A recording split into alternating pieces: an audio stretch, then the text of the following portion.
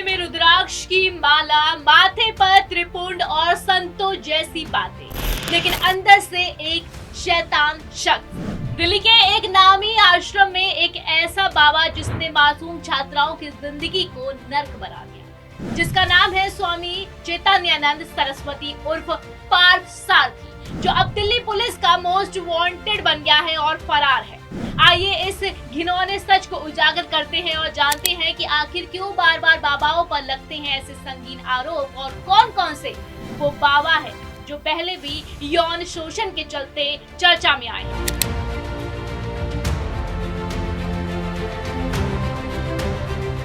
दिल्ली के वसंत कुंज में बने Shri Sharda institute of Indian management में स्वामी चैतन्यानंद सरस्वती निदेशक था। बाहर से देखने में एक तपस्वी, विद्वान और मैनेजमेंट गुरु, लेकिन इस बाबा की असलियत तब सामने आई जब 17 छात्राओं ने उसके खिलाफ यौन शोषण के गंभीर आरोप लगाए।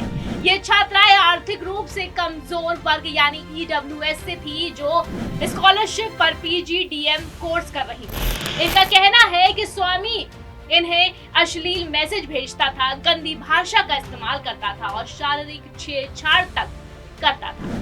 4 अगस्त 2025 को श्री श्रृंगेरी मठ के एडमिनिस्ट्रेटर PA मुराली ने वसंत कुंज नॉर्थ थाने में शिकायत दर्ज कराई। पुलिस ने 32 छात्राओं के बयान दर्ज किए, जिनमें से 17 ने साफ साफ कहा है कि स्वामी ने उनका मानसिक और शारीरिक शोषण किया। चौंकाने वाली बात ये है कि कुछ महिला फैकल्टी और वार्डन भी स्वामी की मांगे मानने के लिए छात्राओं पर दबाव डालती थी।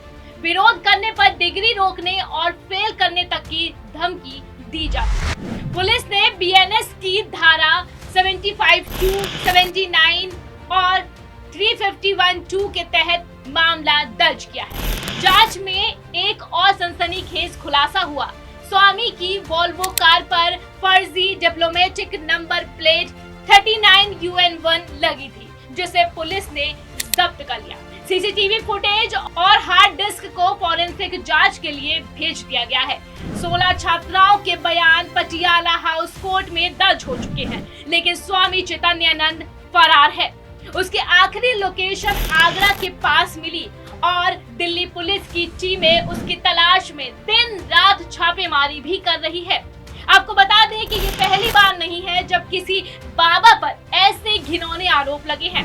आसाराम बापू, गुरमीत राम रहीम और स्वामी नित्यानंद जैसे कई संतों पर यौन शोषण जैसे गंभीर आरोप लग चुके हैं।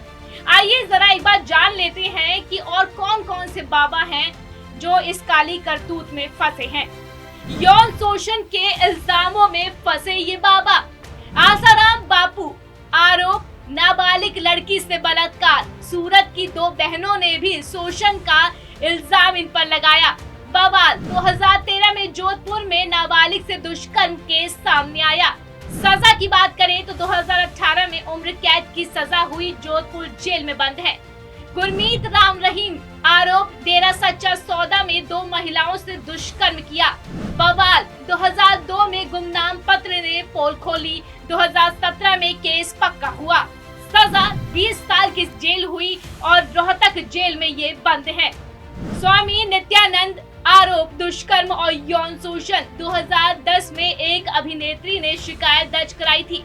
बवाल बेंगलुरु के आश्रम में छापेमारी हुई, कई गवाहों ने शोषण की बात कही।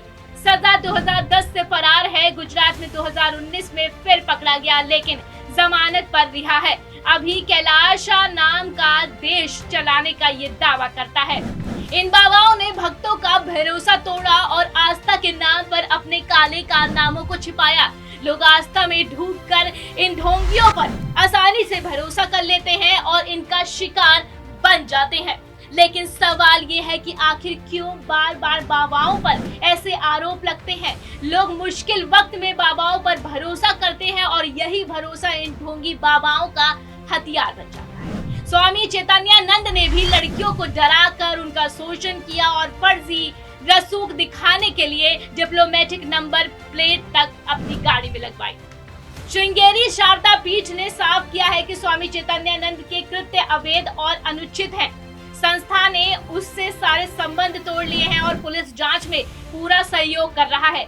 पीठ ने यह भी भरोसा दिया है कि छात्राओं की पढ़ाई और सुरक्षा पर कोई असर नहीं पड़ेगा।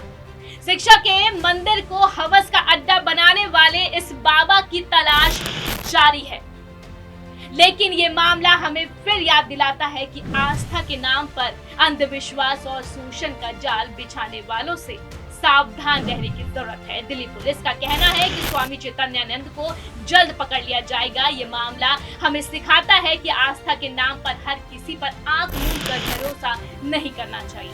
आपका क्या कहना है? क्या ऐसे बाबाओं को सख्त से सख्त क्या सजा मिलनी चाहिए? आप अपनी राय कमेंट में जरूर रखें।